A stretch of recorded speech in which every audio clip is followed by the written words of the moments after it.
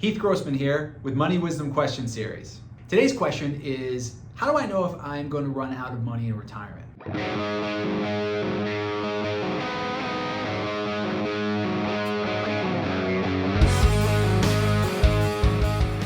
And in trying to answer this question, what you have to do is conduct a retirement income plan.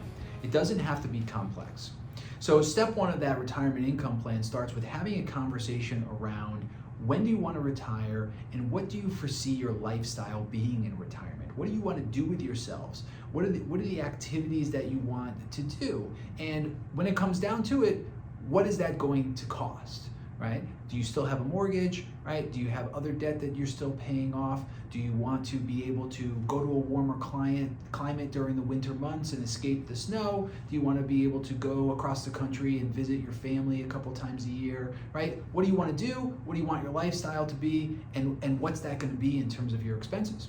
Next part of the conversation is, what is the income that you're going to have coming in, right? Are you going to have a pension? How much is that pension going to be? And how much is Social Security going to be for you? Which then gets into the topic of, when should we take Social Security? But that's, the way to answer that question is also by doing this retirement income plan. So the next part of that is marrying up those elements with the nest egg that you have saved up, or what you feel that you're going to have saved up at that point of retirement, right? If you have a certain amount coming in with pension and Social Security, you want to spend a certain amount. Is that enough? If not, then you have this nest egg that's built up with 401ks and IRAs and Roth IRAs and annuities and stocks and bonds and mutual funds and things of that nature.